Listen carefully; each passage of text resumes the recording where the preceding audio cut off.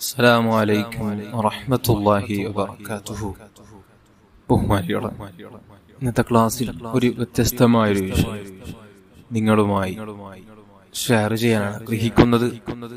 അതായത് ഓരോ സ്ത്രീകൾ അവരുടെ ഭർത്താക്കന്മാരുടെ സ്നേഹം കിട്ടാനേറെ ആഗ്രഹിക്കുന്നവരാണ്, അതിനു വേണ്ടി നിരന്തരം പ്രാർത്ഥിക്കുന്നവരാണ്, ദുആ വസിയത്ത് നടത്തുന്നവരാണ്. എന്നാൽ ഒരു ഭാര്യ, ഒരു സ്ത്രീ അവളുടെ ഭർത്താവിനെ സ്നേഹിക്കുന്നു എന്ന് തിരിച്ചറിയാൻ പറ്റുന്ന 7 അടയാളങ്ങൾ ക്ലാസ്സുകൾക്ക് ഞാൻ പരിചയപ്പെടുത്താം. ഒന്നാമതായി, ഒരു ഭർത്താവ് തന്റെ ഭാര്യയെ സ്നേഹിക്കുന്നുണ്ടെങ്കിൽ ആ ഭാര്യയെ അവൻ ഇടയ്ക്കിടെ ചുംബിക്കുന്നവനായിരിക്കും.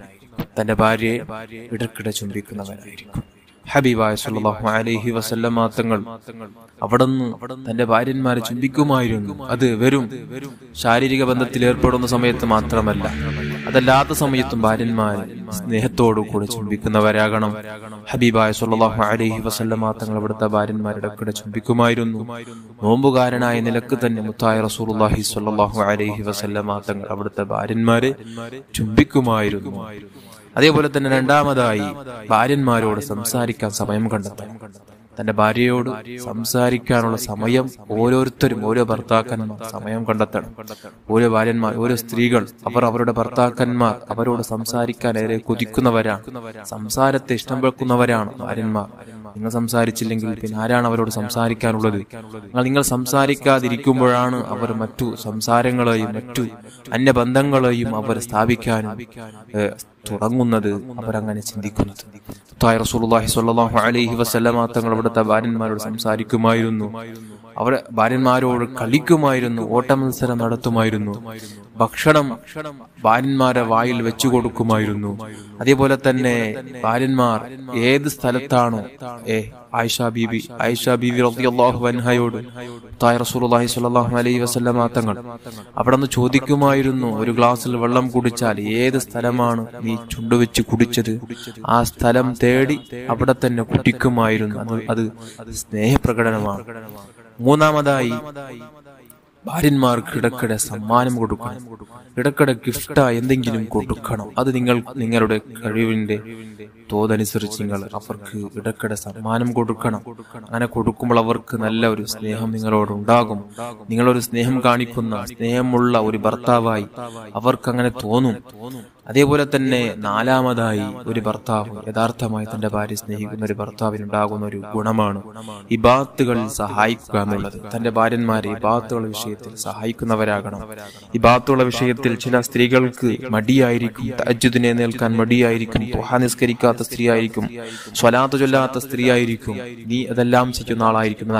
അതെന്താ, അവളോട് അത് ചെയ്യാനുള്ള പ്രേരണപ്പെട്ട് കൊടുക്കണം, ചെയ്യാനുള്ള മനസ്സിട്ട് കൊടുക്കണം, അതിന്റെ ഗുണങ്ങൾ പറഞ്ഞു കൊടുക്കണം, ചെയ്യാൻ വേണ്ടി അവളോട് നസീഹത്ത് ചെയ്യണം, നടത്തണം.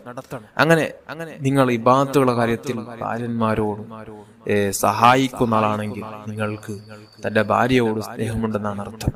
അതേപോലെ തന്നെ സലാം പറയുന്നവനാകണം. ഭാര്യന്മാരോട് സലാം പറയണം. അത് ഭാര്യന്മാർ അവർ വീട്ടിലിരിക്കുന്ന സമയത്ത് പുറത്തേക്ക് വല്ല ആവശ്യങ്ങൾക്ക് വേണ്ടി പോവുകയും തിരിച്ച് വീട്ടിലേക്ക് മടങ്ങുന്ന സമയത്ത് ഭാര്യന്മാരോട് സലാം പറയുന്നവനാകണം.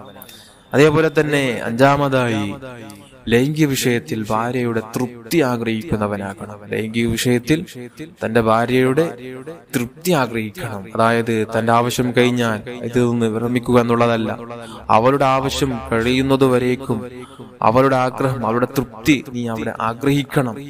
അവരുടെ ആഗ്രഹം തീരുന്നതുവരേക്കും നീ അതിൽ നിന്ന് വിരമിക്കാൻ പാടുള്ളതല്ല. എന്നാലേ നീ ഒരു നല്ലൊരു ഭർത്താവായി, നീ ഭാര്യയെ സ്നേഹിക്കുന്ന ഭർത്താവായി പരിഗണിക്കുക.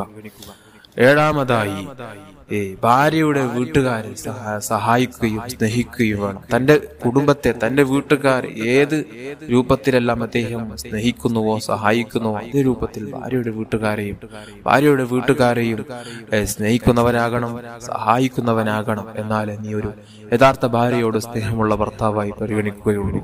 ഇത്തരത്തിലുള്ള 7 അടയാളങ്ങൾ ഒരു ഭർത്താവിനുണ്ടെങ്കിൽ അദ്ദേഹം തന്റെ ഭാര്യയോട് യഥാർത്ഥമായ ഒരു സ്നേഹം അവനിലുണ്ടെന്നാണ് അർത്ഥം.